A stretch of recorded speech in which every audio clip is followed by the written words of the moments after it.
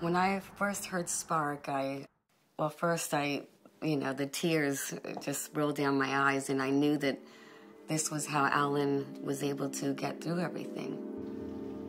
The record that he wrote, to try to punctuate what occurred with him and Natasha is mind-blowing, and it's all him. You get people that are good guitar players that can do all the sort of guitar store pyrotechnics nonsense.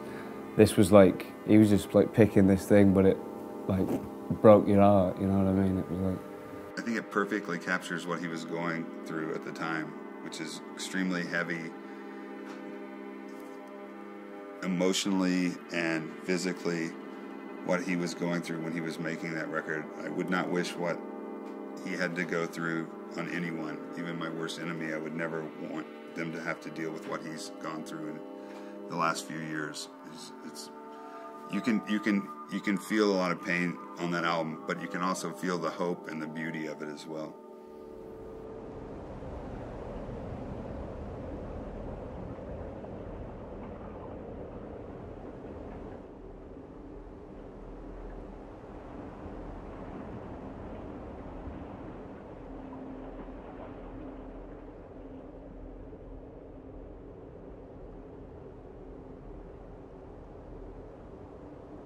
Spark was basically just something that had to happen for me to start healing.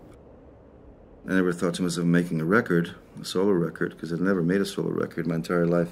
And I hadn't fully fleshed out the songs. I had written them during the Crooked Vultures tour, about 80%. But I had enough, and I just started to record one day, and it was time.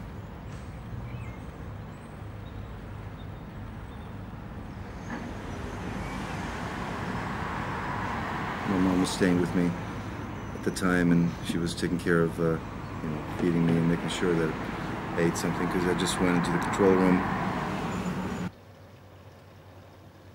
She was sick herself, but, I was just in this little space, and I almost had this feeling that Natasha was in the room with me. We had this way of communicating.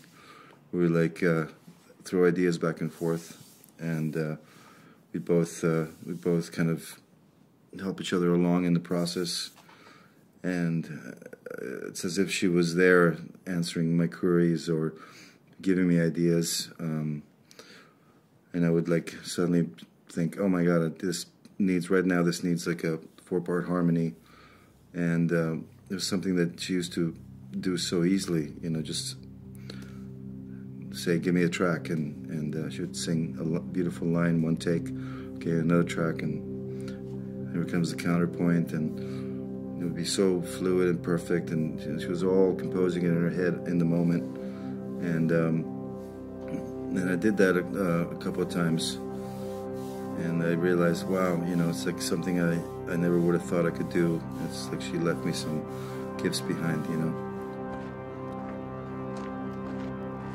And it was just, drinking a lot of vodka and just going through it, and time passing, and I didn't even really reflect too much on what was happening. I just kind of felt a connection to her.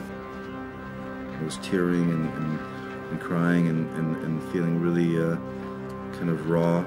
In about 4 or 5 days, just the whole album came out of me.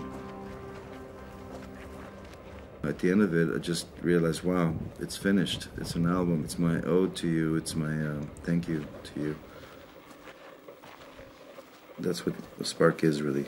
It's like a little love letter and a thank you.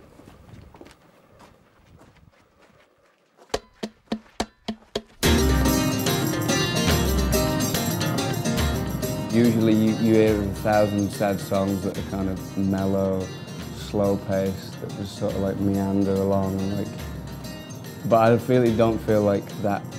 Songs like that kind of capture that feeling of longing for somebody. I think that has more of a rumble.